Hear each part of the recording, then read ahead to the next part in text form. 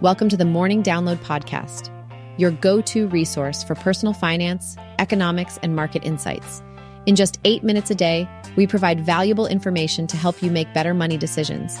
Don't forget to sign up for our free newsletter at https://wmorningdownload.com. Subscribe. Let's dive right in.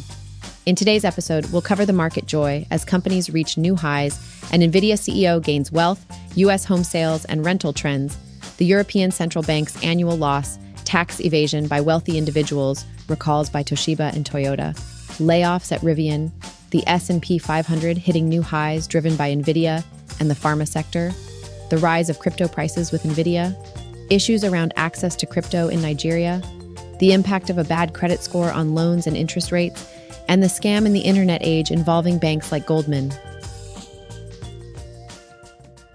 Let's talk about the economy and some recent news. So, here's the deal. Renting a home is getting cheaper, but owning a home is now more expensive than ever. In the US, sales of existing homes went up by 1% in January, which is great news. But wait a minute, there's a catch. Prices are on the rise again, so it's uncertain if this surge in buying will continue. The median cost of a home has increased by 1% compared to last year, reaching a whopping $379,100. That's quite the jump. On the flip side, rents have actually dropped for the 6th consecutive month nationwide. In January alone, they fell by 3%. However, even with this decline, rents are still 18% higher than pre-pandemic levels. Let's talk numbers. The national median rent for a 2-bedroom apartment in January was $1,892, down 6%.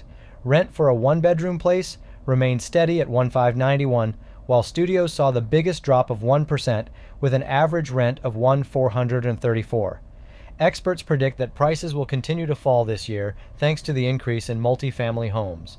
They also believe that lower rates may push more renters into purchasing a home, reducing competition and demand. Speaking of rents, they fell significantly in Memphis, Tennessee, Atlanta, Austin, Texas, and St. Louis, Missouri. On the other hand, prices increased in cities like Chicago, which saw a rise of 2% compared to a year ago. Moving on to some global news, the European Central Bank recently posted its first annual loss in 2 decades. Additionally, the IRS chief has revealed that tax evasion by millionaires and billionaires amounts to over $150 billion per year. And did you know that raising children in China is considered one of the most expensive endeavors in the world?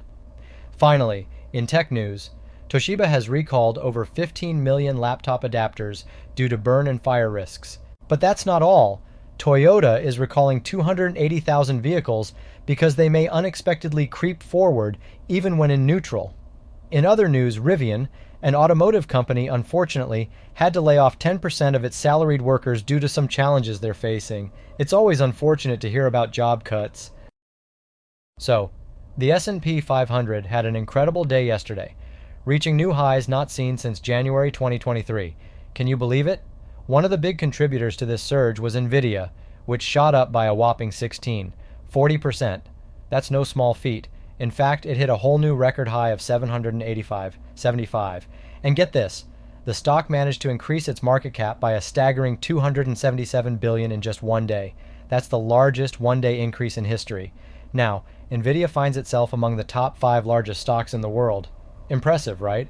But it wasn't just Nvidia stealing the show. Other tech companies also had a fantastic day. Meta, for example, went up by 9%. Amazon wasn't far behind, gaining about 55%, while Microsoft and Netflix each saw gains above 2%. So it seems like the tech sector had a lot to celebrate. And let's not forget about the pharmaceutical sector. Moderna experienced a 14% rise after exceeding revenue expectations for the 4th quarter. But Novavax had an even bigger impact, jumping a whopping 23% after settling a COVID-19 vaccine-related dispute with Gavi, a global vaccine organization.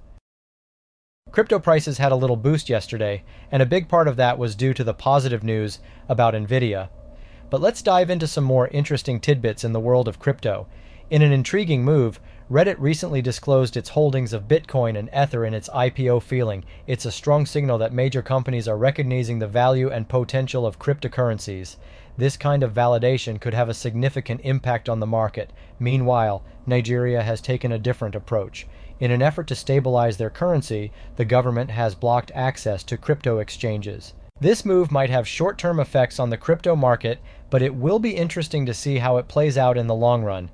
Bitcoin, the star of the crypto world, has reached all-time highs in 14 different countries. This achievement can be attributed to changes in local currencies, which have made Bitcoin an attractive investment option. Moving on to Ethereum, its price recently hit resistance at $3,000. However, data currently suggests that the bulls are in favor of Ethereum, so we'll have to keep an eye on how this situation develops. Lastly, Bitcoin's market cap continues to hold strong at 4% when compared to gold. This underlines Bitcoin's significance in the ETF market and shows its potential as a store of value. So, let's talk about personal finance and specifically, what exactly is a bad credit score? To understand this, we first need to grasp the concept of a credit score. It's a 3-digit number that basically rates your credit worthiness, according to Investopedia. Now, credit scores usually range from 300 to 850, and the higher your score, the better your financial situation. Those with higher scores have a higher likelihood of getting approved for loans and enjoying better interest rates. It's really that simple. But what factors determine your credit score? Well, your credit history plays a significant role. This takes into account things like your repayment history, the amount of debt you have, and the total number of accounts you have. In the United States, there are 3 main credit bureaus: Equifax, Experian, and TransUnion. Each one uses a unique technique to calculate credit scores. Now, if you're wondering what constitutes a good or bad credit score, here's a breakdown for you. Any score below 579 is considered poor, while a score above 680 is considered good. A fair score falls between 580 and 669, and very good scores range from 740 to 799. The exceptional category is reserved for scores between 800 and 850. On average, the national credit score stands at 715 FICO. Interestingly, the youngest generation, Gen Z, ages 18 to 25, has the lowest average score at 680, while the silent generation, 77 plus, boasts the highest at 760. Today's quote comes from journalist Matt Taibbi, who offers a stark perspective on the scams of the internet age. He paints a vivid picture of how financial institutions like Goldman Sachs engaged in fraudulent activities that ultimately harmed unsuspecting investors. Taibbi compares their actions to wrapping ribbons around watermelons and carelessly throwing them out of 50th-story windows, while eagerly waiting for bids to pour in over the phones. The analogy is powerful, illustrating the reckless and manipulative nature of these scams. To be a winner in this twisted game, Taibbi suggests that individuals had to withdraw their money before the watermelon-like investments hit the pavement, signifying the moment when the scams would inevitably collapse. What Taibbi highlights here is the inherent danger in blindly trusting financial institutions and the importance of discernment when it comes to managing our finances. He exposes how easily, even those lacking financial literacy, can understand the fundamental mechanics behind these scams. This quote serves as a reminder that we need to be vigilant and cautious when it comes to our money. It underscores the need to question and research investment opportunities before blindly diving into them. Ultimately, it's our responsibility to protect ourselves and our hard-earned money from those eager to exploit our trust. In this episode, we covered a range of topics including market highs, home sales and prices, crypto updates, the impact of bad credit scores, and an intriguing internet age scam involving banks. Stay informed and be cautious. Thanks for tuning in to the Morning Download, your go-to podcast for personal finance, economics, and market insights in just 8 minutes a day.